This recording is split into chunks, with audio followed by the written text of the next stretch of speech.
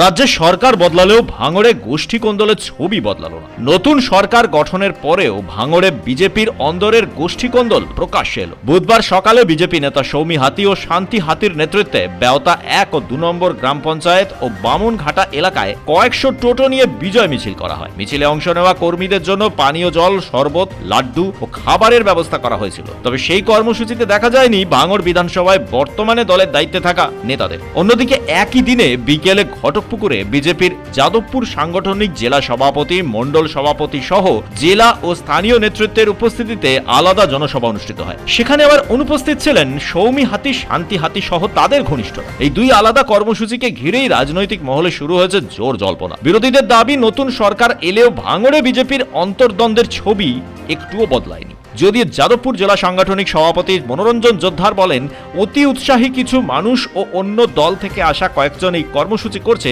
তবে এতে দলের কোনো সমস্যা নেই। অতি উৎসাহীরা বিজয় মিছিল করতেই পারেন, কোনো কোনো জায়গায় বিজয় মিছিল করতে পারেন অতি উৎসাহীরা, কিন্তু আমি বলেছি দলীয় কাঠামো মেনে করতে হবে এবং দলীয় কাঠামো আমাদের মণ্ডল ভিত্তিক।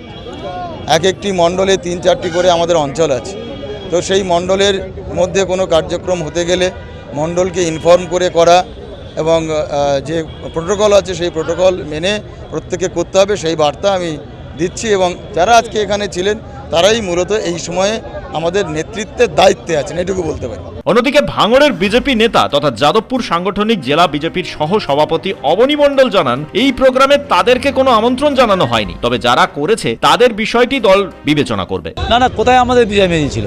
ব্যাপারটা হলো আমাদের পার্টির গঠনতন্ত্র অনুসারে পার্টির মণ্ডল কমিটি ছাড়া কেউ বিজয় মিছিল বা কোনো কিছু করতে গেলে সেটা করতে হয়। এখন হঠাৎ করে ওই 4 তারিখের পরে এখন নব্য বিজেপি হয়েছে, তারা আবেগে এটা করছে।